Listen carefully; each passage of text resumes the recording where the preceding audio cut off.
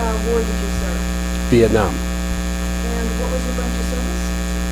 United States Army, And what was your highest rank? E5. In what general locations did you serve? Served only in one place, and that was at Phu Bai, which was near the city of Hue. Okay. And were you drafted or did you enlist in the Army? I graduated school on June 4th, and June 10th I had an induction notice. Okay. And where were you living at the time? With my parents Where was that? in Madison, Connecticut. Okay. And do you recall the date that all happened? Well, the date of my induction was September 10th, 1965. So why did you pick the Army to join? Well, I went to the Air Force Base in Massachusetts, went for all of the testing for Air Force Flight School, and unfortunately, because of a physical disability, sinus condition, I wasn't able to fly. They were taking no ground officers. The Navy was full. I didn't really want to be a Marine, and the Army offered school. So instead of the 2-year enlistment, I had to enlist for 4. Okay. And so tell me about your first couple of days of service. So you were inducted, and what happened after that? Well, basic training in Fort Dix, New Jersey. That lasted 6 weeks. And then the battery of tests that one takes in the basic training qualified me for the language school in Monterey. And immediately after basic training, I was flown out to Monterey, California, where the Defense Language Institute was, and began classes there. And just to kind of backtrack, what was basic training like? Basic training was, for me, somewhat difficult because I certainly had the physical capability, all right, but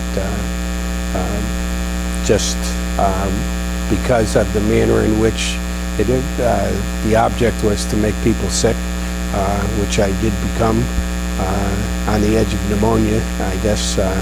Unfortunately, in the final chapter of basic training, everybody had to pass a endurance test, which I had difficulty doing, but fortunately people that I had met in basic training sort of dragged me through it.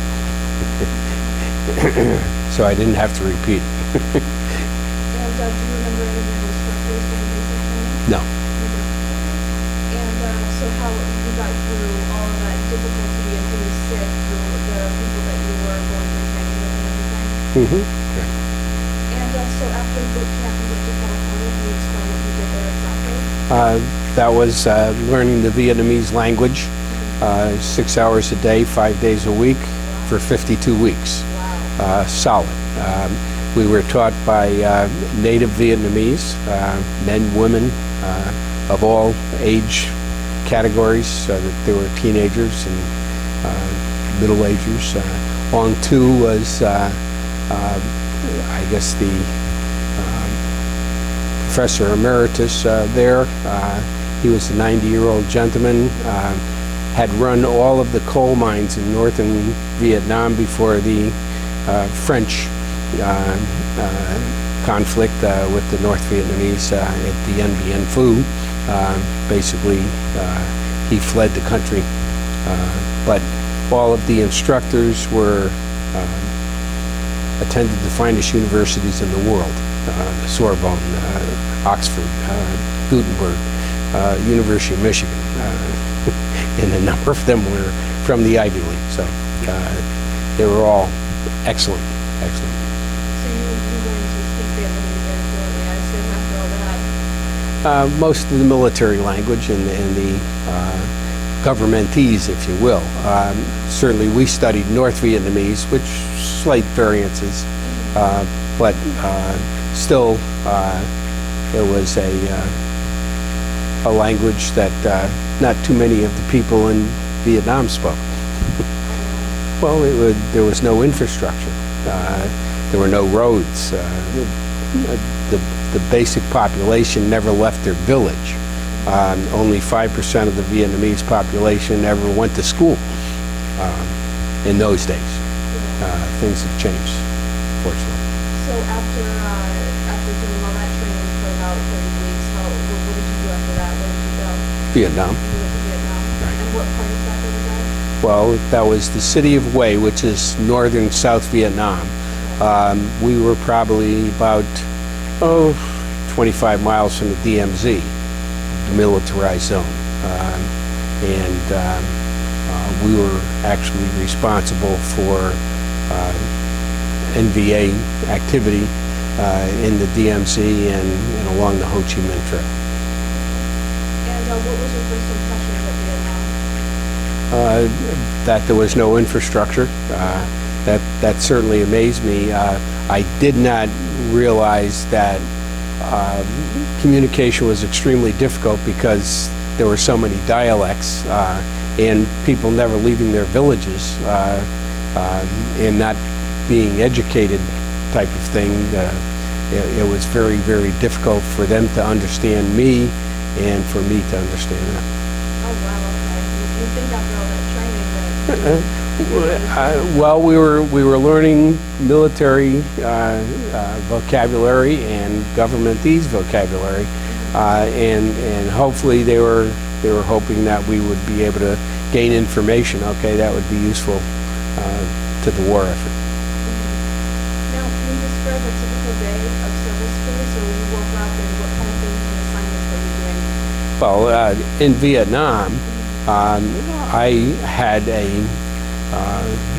6-day-a-week position, and virtually we would go into the building, if you will, all right, and at that point in time, we would try to determine what information was pertinent to the war effort. We would have immediate contact with the Pentagon and other agencies in the government, and that was the first of the internet. Was all of the military bases were connected on a private line kind of thing. So we were able to have instant communications both with the Pentagon and the White House. Wow. And did you ever see combat during your service? I was in combat all the time. Can you explain all those kind of situations to me? Well, basically for us, it was a matter of mortar shells. We never received ground fire or bullets going by our head or anything of that nature. A lot of it was certainly mortars, okay, that would be lifted into our compound kind of thing. We would have alerts kind of thing. During the Tet Offensive, the North Vietnamese Army took the city of Hue. That was a transition period. We were based inside the 1st Marine Division, or the 3rd Marine Division, whichever, and they were being reinforced. We were the only group at the base at Phu Bai, outside of a battalion of Seabees at the airport. So we had a long night. We thought they were certainly coming. We certainly had everything ready to be destroyed if they entered the compound. And we were in foxholes and that type of thing. So. Now, during that time where you would, especially like when you were in foxholes or you felt that you were going to get attacked, what was your kind of assignment there? Were you guarding or what were you doing then? You were sitting with a rifle, waiting for them to come. There was no assignments or anything of that nature. One just was in the position. Okay, I didn't know the people on either side of me. Even though it was a small base, we didn't come in contact with a great number of people. And were there any casualties in the far as I know, there were, yes, but I don't know how many.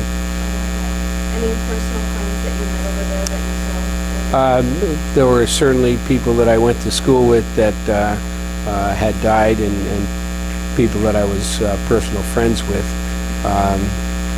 Certainly, probably the most horrific was a young boy. He was 18 years old at the time, out of high school, and he was what I would consider a true pacifist. And he died in the Delta, hit by an RPG, a landmine.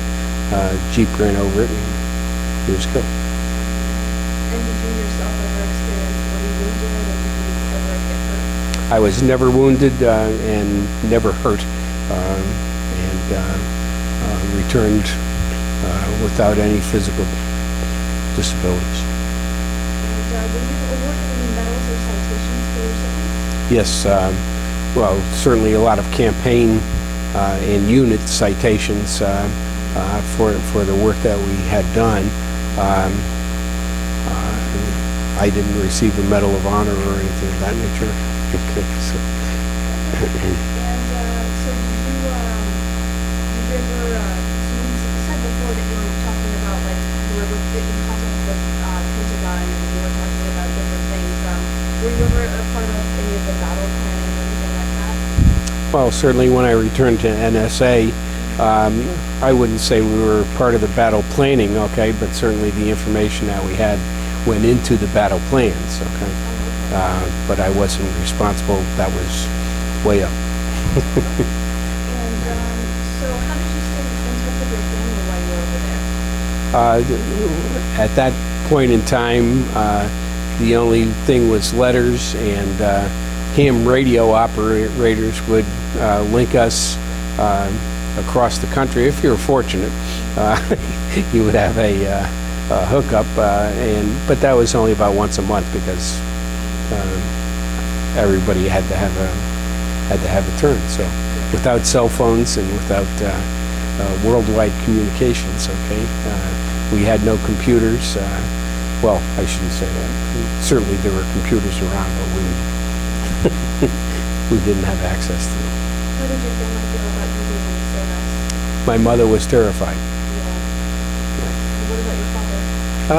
My father said that I shouldn't have gone. He spent money on a college education, and what am I doing in the middle? Well, I says I can get married, or I can have a child, and be. That was President Kennedy in '63 had said that anybody that had attended graduate school. I had a passport. I was going to go to Venice, Italy, and I tried to tell the recruiters that I was going to grad school in Italy. Didn't know the language, but I was going to learn it over the summer. So they didn't believe me. So they took my passport. I was supposed to fly out July 3rd because a friend had been in ASA previous 4 years after high school, and he was in Venice and had appropriate work lined up for us and things of that nature. But as I approached the sergeant that was in the recruiting office, he asked to see my passport and then immediately put it in his drawer and slammed the drawer shut. No, not with a draft notice on the table. And so what was the food like while you were there? We were treated pretty well because we were a small unit, and ASA certainly had the best of everything. So we ate pretty well. We had no duty outside of just our jobs, so we didn't run into KP and things of that nature. While we were at school, there was no duty. What kind of food did they give you while you were there? Just American regular. Emergency rations? We didn't have sea rations. Well, that's good. And do you remember having enough supplies, or was there ever an instance where you ran out of certain supplies while you were there? Well, I certainly remember being without toilet paper for a long period of time. Oh, man. But that gave us an opportunity to use Time Magazine Yeah. and some other things. And did you ever feel pressure or stress with the requirements of the job that they actually did? Well, I wouldn't say from the job, but just the stress and pressure of being in a war zone. Yeah, that was constant. Yeah. And how did you handle that stress? Well, drinking probably. It's on tape. But we had a great deal of free time.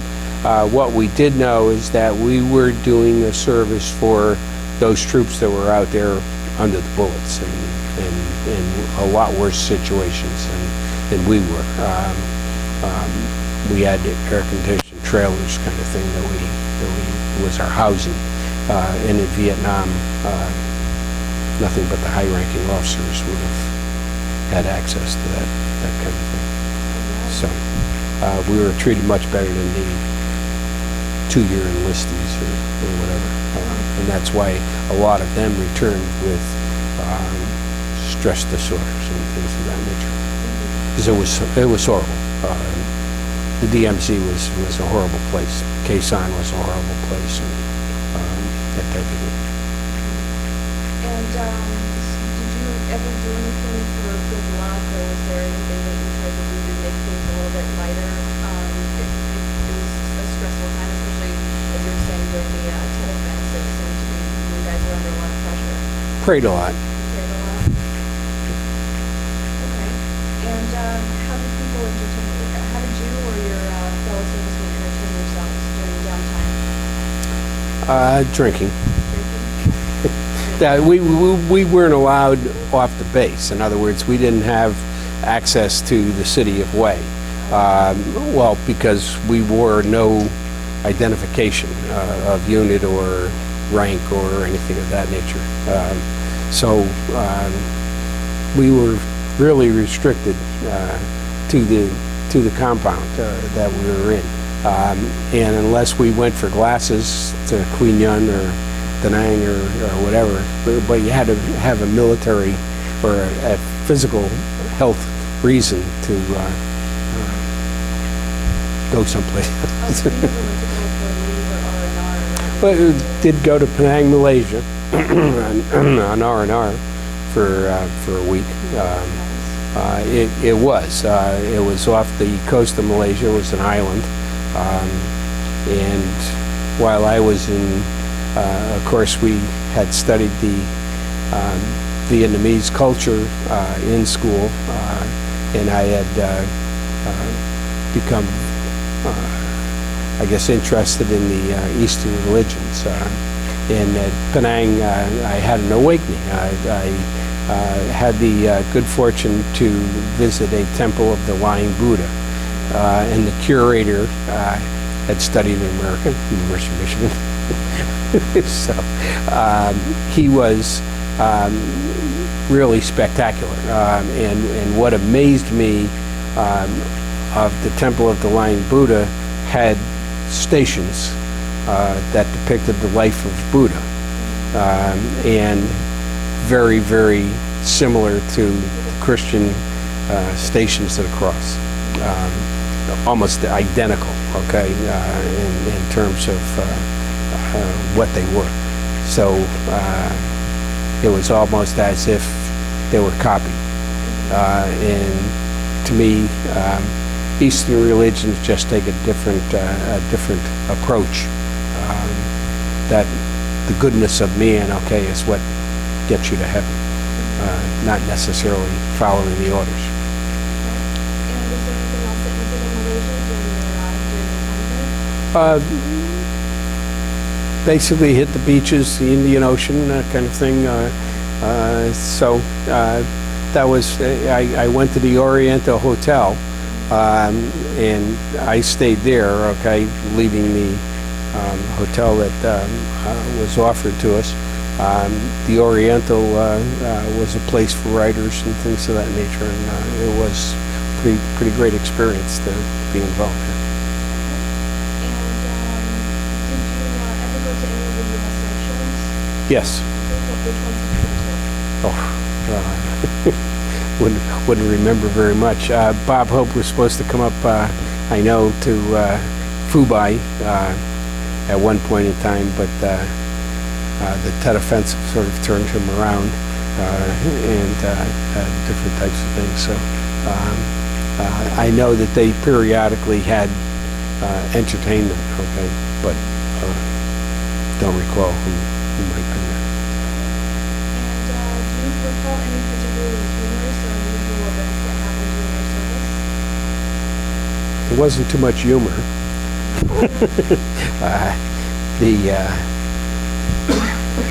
I would say that probably the most memorable thing was the night that we spent in the trenches waiting for the North Vietnamese to overrun us.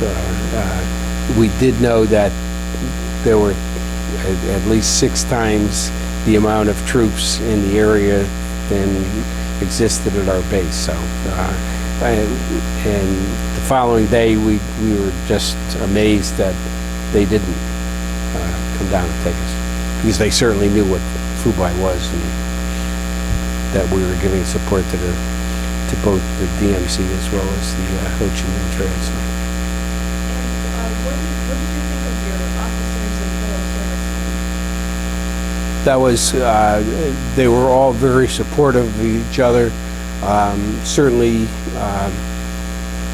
the officers, we didn't have great interaction with the officers simply because the person that ran our section was an E5, and he was brilliant in the language, understood it very, very well, could speak it extremely well, and he virtually was an inspiration, okay, for us to be able to complete our jobs. Were there any pranks or any kind of jokes that any of your fellow servicemen played on each other that you can remember? No, just liar's poker. There you go. And I ran the popcorn machine in the NCO club. So that was, well, that's chits, you know, so we were able. And did you read a journal before service? No, afterwards, when one of the people that were in the service with lived in Los Angeles, and of course we were in Fort Meade in Maryland on the coast, so 3 of us jumped in his car and drove across country with him, stopping at destinations like Steubenville, Ohio, to see people that had gotten out before us, and Cement, Oklahoma, Del Rio, Texas. It was quite a trip. It took us about a month to get across country, and then we actually rented a house in Los Angeles, outside toward the beaches and that kind of thing. So we were all looking for jobs out there at that time. We weren't treated very well when we came back from Nam. The country had changed. From 1965, probably the biggest thing is the change in the country that occurred in just a couple of years. We had been insulated at Monterey, although we were able to get out on weekends and that kind of thing. So spent a lot of time in the Big Sur and San Francisco and San Jose, and certainly had taken several trips down to Los Angeles and Santa Barbara and that kind of San Luis Obispo. But the change in the country coming back, we were resented after putting our life on the line out there. And again, I think that led to a lot of the stress disorders as people that were out in the field came back into country, and then rejected by the, people that they were trying to protect. I think that didn't help the situation at all. We felt pretty bad about it, because we left in 1965, feeling God and country. We had graduated as probably the first middle class parents, that were able to send their children to school. I was the first one in my family because I was the oldest cousin. I was the first one in my family to ever walk on a college campus. Never mind graduate. That was a transition for us. We left really loving the country, thinking that we were privileged. And when the Army came down and said 4 years to go to school, I didn't have any qualms at all about going. And then coming back from Vietnam, the world had changed. The country had changed. Demonstrations on college campuses, people avoiding the draft, that kind of thing, just intolerable, impossible to deal with. And so speaking of your ending of the service and when you were coming back, tell me about the day and when you knew that you were coming home. Well, of course, the Tet Offensive disrupted quite a bit of communications in country, and of course, because of the fact that we had to find our own transportation back, even though it was on airplanes. It was when a flight was free and had an open space. So you sat in Da Nang and waited till your name was called, and then you landed at Oakland, California, and again you waited to get to Newark or get to New York City. So there was no way of even notifying the parents, that we were coming in. So I just kept going and found my way to New Haven on the train, and then took a cab down to where we lived in East Haven, and my parents had moved. So I'm there with a duffel bag on a front. No, well, yes, they did. However, I never got the mail. So I'm standing on the front porch at 12 midnight with a duffel bag, and no furniture, no lights, no nothing. So fortunately, the next door neighbor had heard me shuffling around, going around the house and wondering how I could get in. And fortunately, he drove me out to Madison, where my parents had moved. And how long were you in Vietnam for then? Well, about 13 months. We were supposed to be over there for 12, but the Tet Offensive sort of delayed my return date. And so the homecoming was a little surprising because things kind of moved on. Well, moved on. That's a good way to put it, yeah. And so what did you do the days and the weeks after you returned? You were looking for a job and what else? Well, no, because our return, then we were assigned to the National Security Agency at Fort Meade, Maryland. So I still had another year and a half of the 4 years, to put in. So we filled that out at the National Security Agency, which basically we were just taking in then information from the field and doing what we could with it and filing reports and that kind of thing. Okay. And so how long did you do that for? A year and a half, right? Yeah, I was. And so after you were done with your service and you were discharged, did you go back to school? Well, we traveled across country. Then I came back and looked for a job in Connecticut, and ended up with the telephone company, SNET. at that time. And how long did you work there for? Just about a year and a half before a company came looking for me, and fortunately I went with them. It was Jostens. So in 1971 I left the phone company, much to my mother's chagrin and so forth, because still in those days, in the early 70s, that was one of the best jobs. They had always thought that anybody that worked for the telephone company or the railroad, that was the dream job kind of thing.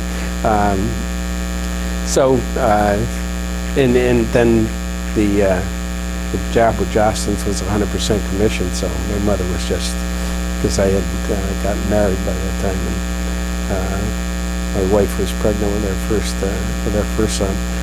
So mother was not happy.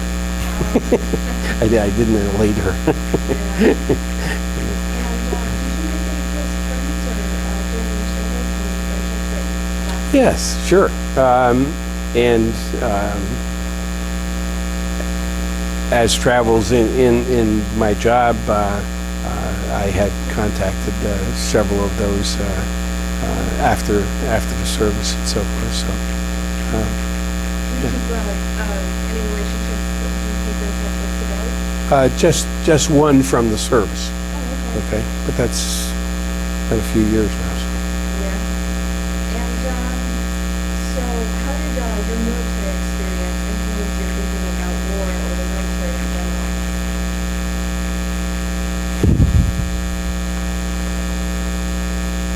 Well, certainly the intensity of world events have changed dramatically since the early 60s kind of thing. I feel that I am very protective of people in uniform. Don't feel like they should be in Middle East or, whatever. Get them home. And get them home in one piece.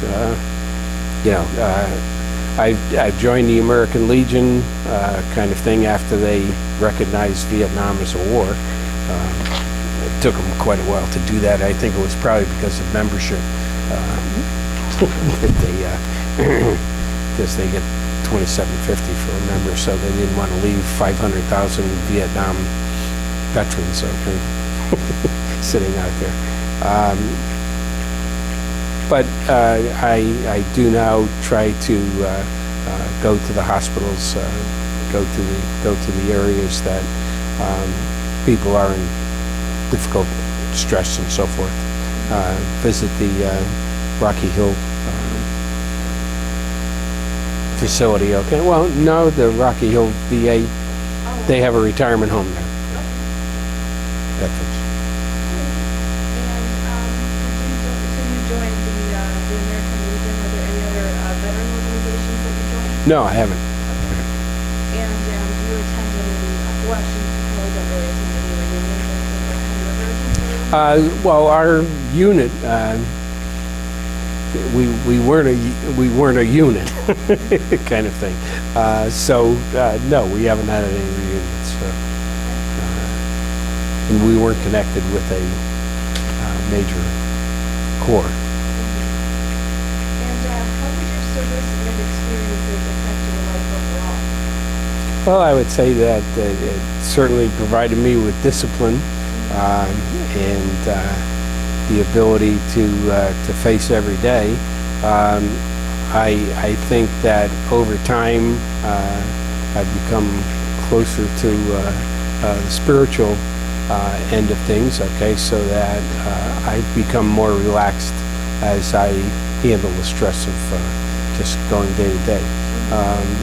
Military was excellent.